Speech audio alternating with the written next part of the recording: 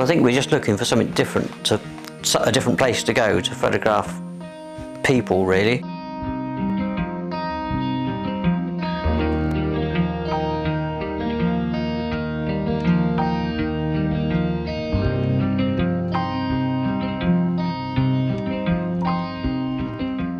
And you know, the countryside, we love the countryside, so it was an ideal place to go. Judy found it, didn't you, on the trip, and that was in 2018, wasn't it? 2019. So Judy, what was it that appealed about Romania?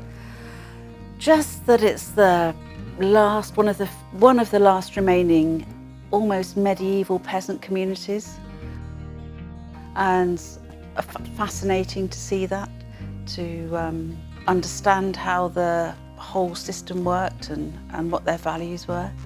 So how did you find out about that? Well, it took a lot of Google searching, really. I was searching for documentary photography trips, and not specifically Romania to start with. We didn't really want to go to the Far East or anywhere, and yeah, just sort of stumbled upon it really and thought, this sounds really good. I wanted a really small group. A lot of them take 12 photographers, and I just couldn't see how that could work really, that we were going to get the depth of understanding that we wanted with that number of people. So this group was a maximum of 4 participants, and I thought that's ideal. In fact, there were 3 participants and the guide, and it was a great experience. Yeah, and we really hit it off with the guide and got on really well with him, and you know, we decided we were going to go back as soon as we could, and then COVID came along, which delayed that, so it was not until this summer that we could go back again, which was nice. It's the first time we went out in the autumn, and this was to go out in the summer, so we saw all the haymaking and everything else, which was lovely.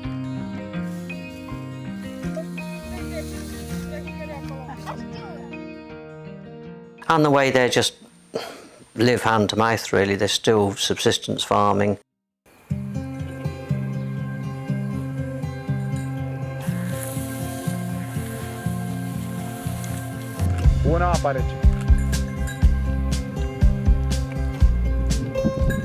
They've got perhaps a cow if they're very lucky, and a couple of pigs and some chickens. And they till their own little plot of land, and that's how they survive.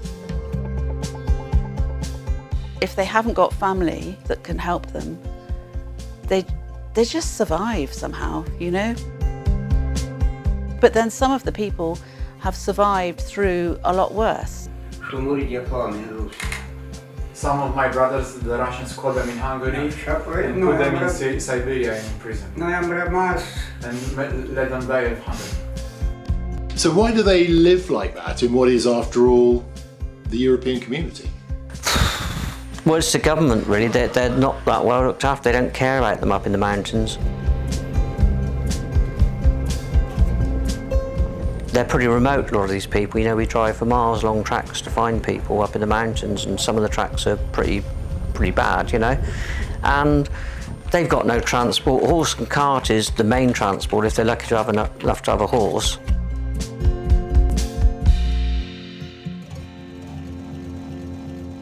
That's their only means of transport, a lot of them, if they've got transport. Otherwise, they walk, you know, and you just see loads of people just walking, old people walking along the roads to go to get some provisions or whatever.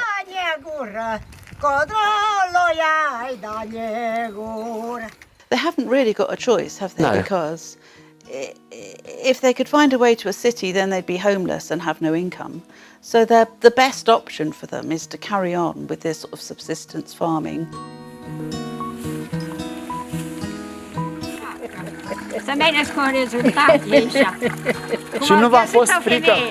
And try and eke out some sort of survival that way.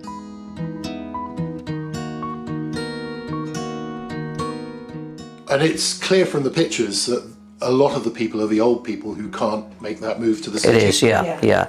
And they're still living in these sort of huts with mud floors, no electricity, no running water, you know, and they're still living like that, you know, and How they manage, I don't know. I mean, wood for their fires to keep them warm is an issue, because if they can't cut it themselves, they've got to pay for it somehow. But there she was in her 80s, Yeah, chopping logs. yeah, She said she had to start saving now, in this autumn, for next year's firewood. Otherwise, she wouldn't survive the winter, because the houses aren't well insulated either. Obviously, they're, you know, quite simple dwellings.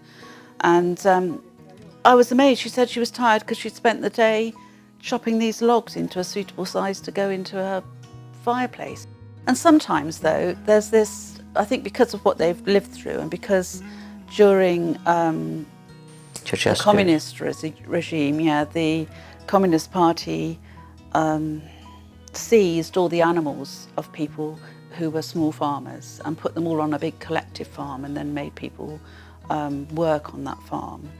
Because now they've got their own sort of freedom to have their own animals, and they've got their own small plot of land. That's hugely precious to them.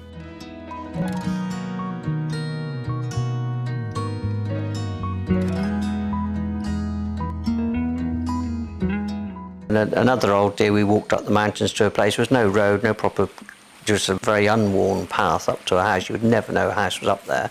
And we got up there and she had absolutely nothing. She had I don't know, a dozen tomatoes and some walnuts.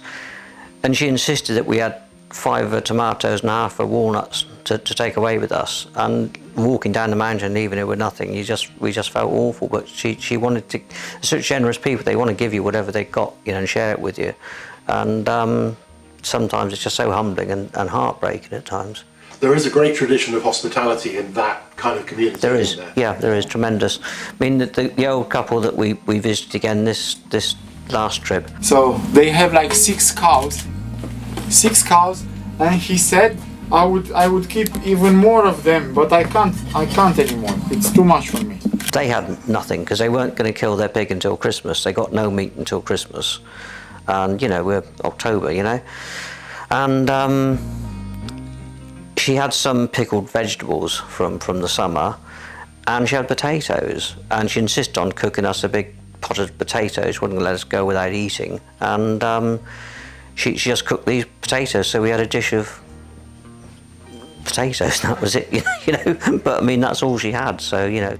That was one of the best opportunities we had, really, because we decided on this last trip that we wanted to spend longer with people. Rather than go in and talk to them for an hour and perhaps have a coffee and then leave, we wanted to try and spend half a day with people and follow them in their day. And we managed to do that with this couple.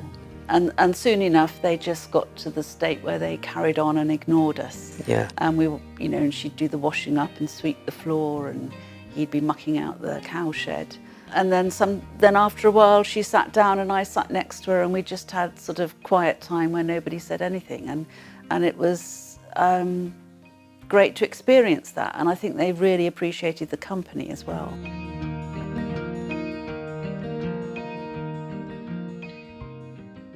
Give me an idea of how remote it is. You fly into Bucharest, Bucharest, yeah. Then It's a 10-hour drive. 10-hour drive north. and the roads just get smaller and smaller. Yeah. Yeah. And Although but surprisingly, you're some of them surprisingly how are close, better than ours. Yeah, and you'd be surprised actually how close some of these villages are to quite a large town, but they're still completely cut off. You've got no transport, and so you think that you're going to have to drive for, you know, 20, 30 miles into the mountain to find a remote village, but actually sometimes they're only 5 miles away. But people still haven't got the transport to get to and fro, so they're left quite isolated, aren't they? While you're talking, I'm trying to make a comparison with North Devon, what, 30 years ago, 50 years ago, Yeah. 75? How many years ago? Oh, 100 with some of the places we go to.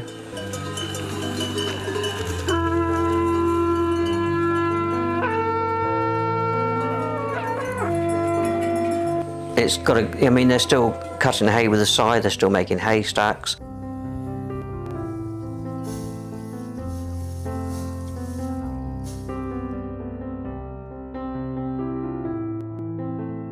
We saw an ox cart going along the road.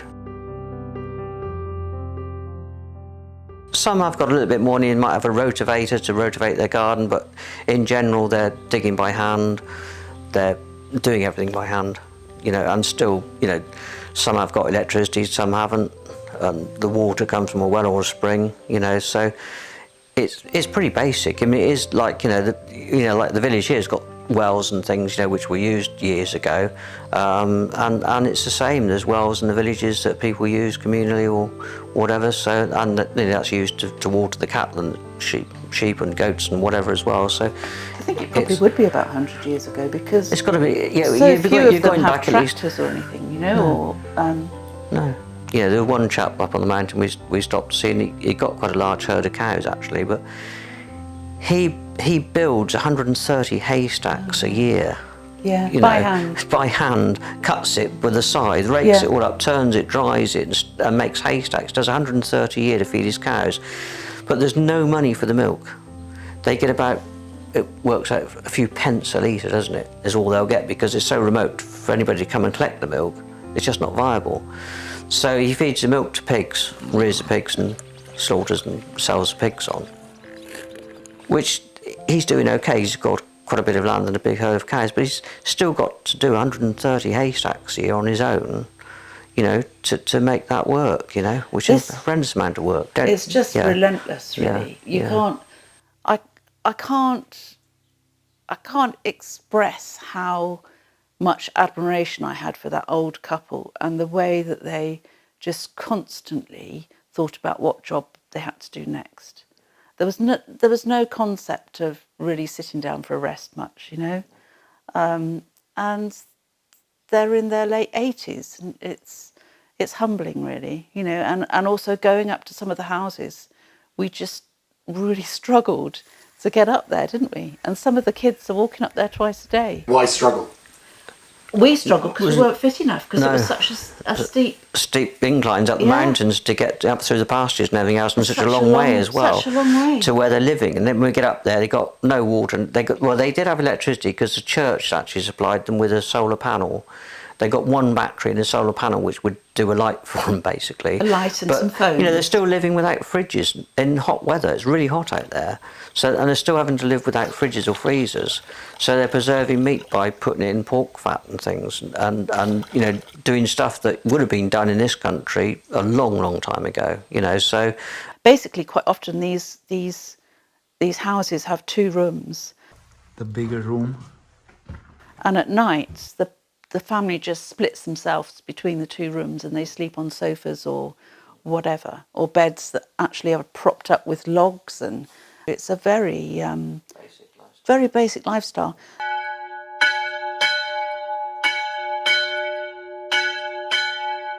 And faith is quite important as well. That's all part of the tradition. very strong religious culture. We're not particularly religious, but we can sort of see their point of view because they've got nothing else to hang on to. And when you're in a cabin in the mountain, it's dark and you've got no TV, no lights, you know, it's a long nights in the winter. And it's their faith that keeps them going, because I think they'd just give up otherwise.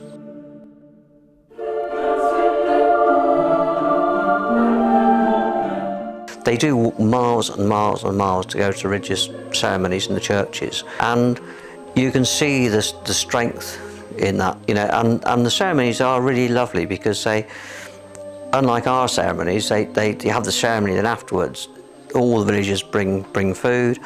There's loads of homemade palinka going around, so everybody's having a drink or two, and it's a real social occasion for them. And it's great, and the kids have got that lovely sort of, still got that innocence about them. They're still very respectful to their friends and to the adults. You know, there's just so lovely. You know, it's like they must have been donkeys years ago. You know, and they're just such lovely kids. It's very refreshing to actually find the children that are still living a relatively innocent life that hasn't really been spoiled by maternity, really. And they all dress up for these ceremonies. In traditional costumes. Because textile production is quite a key part of the female culture. Yeah.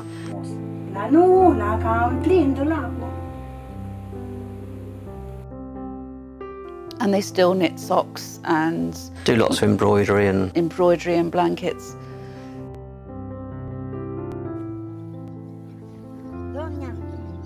So when you come away, do you think, oh God, I hope the 21st century catches up with them for their sake? Or do you think, I hope they stay? that's a very, that's a very very difficult good question. question. It is. I mean, it would be great. It would be great if they could be supported to live a better life where they are, and it wouldn't cost a fortune to do that. No. And it is almost unbelievable that they live in that state in the European Union.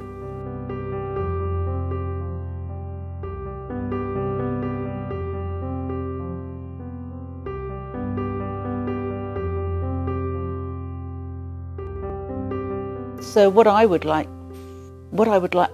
they really want and what I would like for them is some employment, some concerted effort to generate some sort of economy in that area. The trouble is, tourism, I think, would spoil it. You know, they have to go where the work is, and that's Western Europe. But there's a huge amount of potential there. So the answer to that question, should they be brought into the 21st century or left in blissful isolation? Well, they do need to be brought into the 21st century, but in a way that respects their traditions, if that's possible. I mean, it's the older people that can't go abroad and work that are really suffering, because they are just left to their own devices, you know, and that is really tough for them.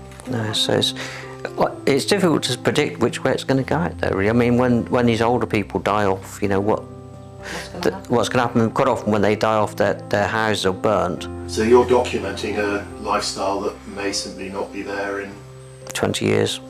Yeah. 10 years. 10 years possibly. Yeah. And should it be mourned when it's gone? Yes. Yes. I think so. Because Well, I think because just their knowledge will disappear.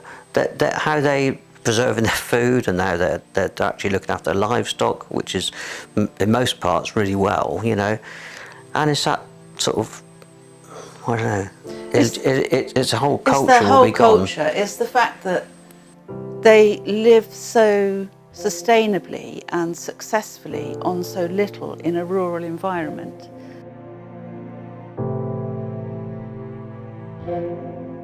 And have their faith and their traditions, which means that the culture is very valuable and almost more valuable than some of the culture I see here, in that it seems to be more genuine and more altruistic and more humanist than the society that we are part of. And so that's what I would mourn, really. I think that sense of community as well, and that is gone. Whereas, you know, you go around to somebody's house and suddenly the neighbours turn up with some food and they sit down and start having not exactly a party, but a meal together and a drink and a chat and whatever, and it's just completely, you know, just a normal sort of, they got these outside kitchens which they use in the summer, and they just sort of pile in and it might be because we're there and share whatever they have, you know, and you know, it's just, that's how it goes on, you know. It's really nice way of living, actually, apart from the harshness of it for the older people, really. Yeah.